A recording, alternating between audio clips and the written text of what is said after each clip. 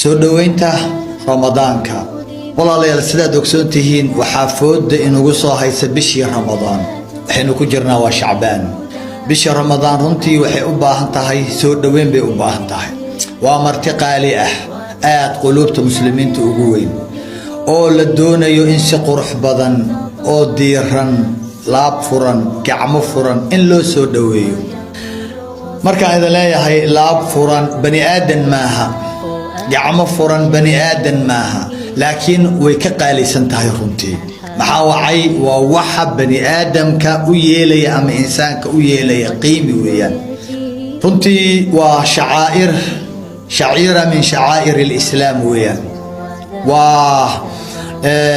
runtii shacaa'ir kamid ah shacaa'irta islaamka muuqaalada islaamka kamid ah weeyaan bishan aad arkaysaan barako badan bay leedahay barakadeedana wax la soo koobi kara haba yaraatee malaha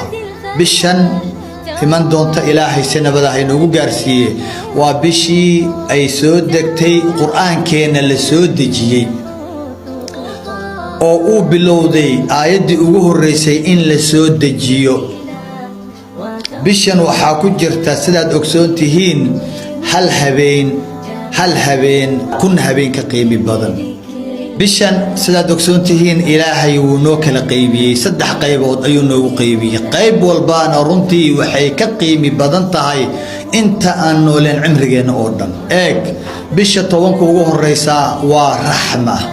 raxmad baa ilaahay soo dejinaya maadaama ay furan tahay samaawaadka jannooyinkii oo dhan la furayo shayaadiintii iyo cadaabkiina la xirayo raxmadda aad arkaysaa walaalayaal ee 10 ugu horeysa waa 10 beri oo isku xigta ma leh sanadka oo dhan bilihiisa 10 maalin oo isku xigta oo raxmaddu ay furan tahay malaha raxmaddaas aad arkaysaan waa mid ina geynaysa jannada waad ogsoon tihiin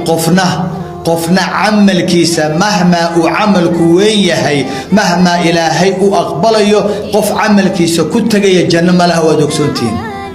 rasuulkeena sallallahu alayhi wa sallam markii la weydiiyay isaga quddiisa oo la yiri adiga xataa camalkaaga miyaadan janno ku galeen wuxuu yiri maya in ilaahay raxmadiisa igu dada maahane